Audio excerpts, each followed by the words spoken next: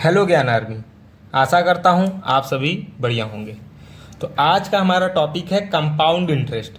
और compound interest में भी कुछ लोगों को दिक्कत होती है कि कोई धनराशि या फिर मूलधन अपने आप का 2 गुना, 3 गुना, 8 गुना, 20 गुना कितने समय में हो जाएगा।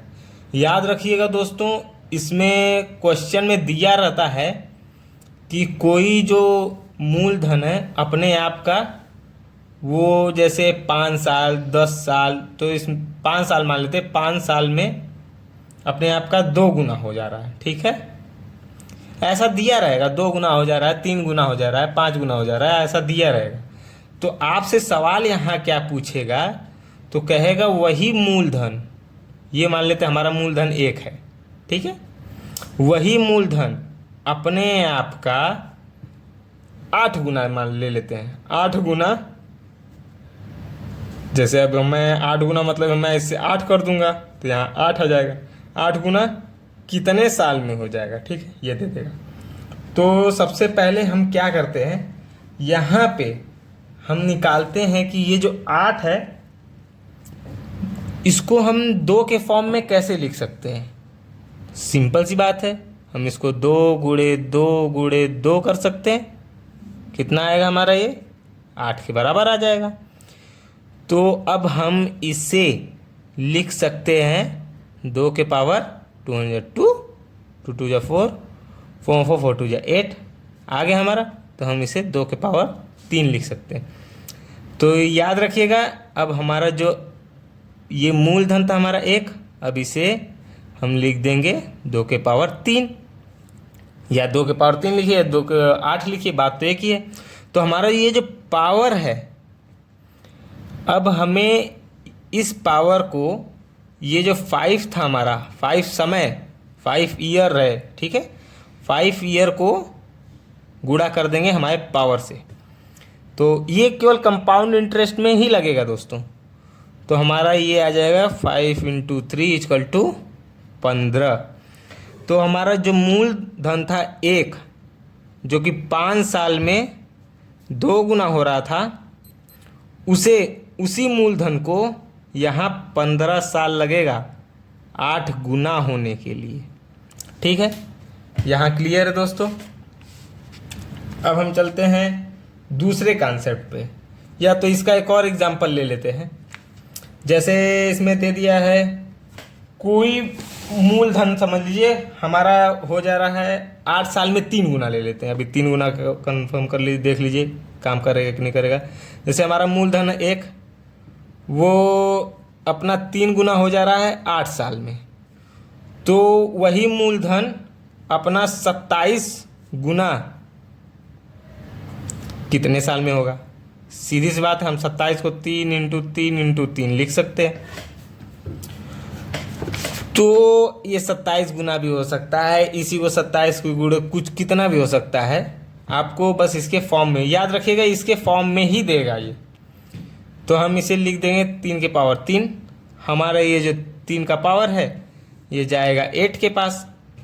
तो 8 × 3 = 24।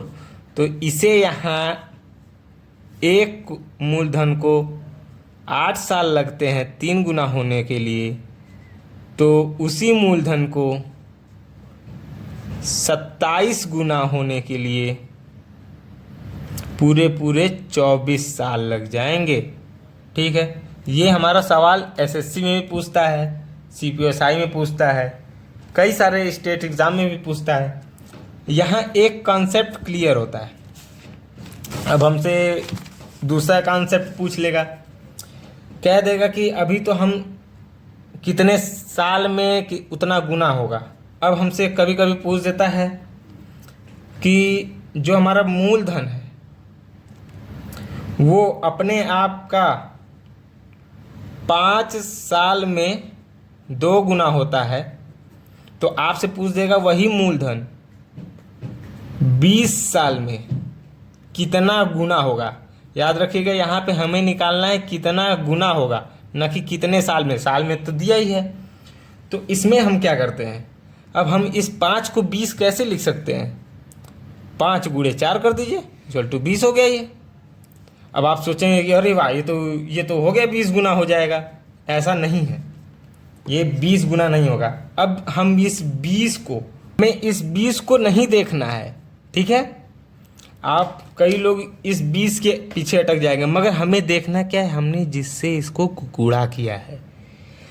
अब हम जो इसे गुणा किए हैं, ये जो हमारा 2 गुना आया है, इसके पावर में ले जाएंगे, 2 के पावर 4। तो आप इसको इस तरह लिख दीजिए, 2 गुणे 2 गुणे 2 गुणे 2, या तो 2 के पावर 4 लिख दीजिए। अब हमें इसे 2 के पावर 4 कितना हो जाएगा, हमारा 16 आ जाएगा। तो यहाँ जो 16 आया, यही हमारा आंसर है, याद रखिएगा दोस्तों। अब कैसे हो गया, जैसे एक कोई जो मूलधन है अपना 5 साल में 2 गुना हो रही थी, तो वही मूलधन 20 साल में 16 गुना हो जाएगी। अब हमें इसे चेक करना है कि हाँ ये सही है कि नहीं। तो जैसा हमने पहला आपको कॉन्सेप्ट बताया था कि कोई मूलधन 5 साल में अपना 2 गुना हो जा रही है, तो मान लीजिए हमको ये ईयर नहीं पता है, मैं ये चेक कर रहा हूँ, हमारा तो गुना निकल गया है जो हमसे पूछा था, मैं ये चेक करके बता रहा हूँ आपको कि ये सही है कि नहीं। तो हम क्या करते थे, ये जो 16 है, या तो इसको जो भी आया हम इसको 2 के फॉर्म में लिखते थे। तो कैसे लिखेंगे 2 के फॉर्म में, 2 के पावर 4। अब हम फिर क्या करते थे, ये जो 4 है अपना ये 5 के पास ले जाते थे। 5 × 4 कितना आया, 20। हमारा कितना दिया था, यहाँ पे भी 20। तो हम ये कह सकते हैं कि ये जो हमारा जो उत्तर है 16, ये एकदम करेक्ट आया है। यही कॉन्सेप्ट है दोस्तों। आप इस कॉन्सेप्ट को एग्ज़ाम में अगर अप्लाई करते हैं, तो मैं आपको दावे के साथ कह सकता हूँ कि आपका कम से कम समय लगेगा। और इस कॉन्सेप्ट को आप प्रैक्टिस करिए, क्योंकि वीडियो बहुत लंबी हो चुकी है, इसीलिए अभी मैं इसे क्लोज कर रहा हूँ। अगला कॉन्सेप्ट मैं आपको अगले दिन बताऊँगा, वो कॉन्सेप्ट काफ़ी इंपॉर्टेंट है दोस्तों। तब तक के लिए नमस्कार, थैंक यू।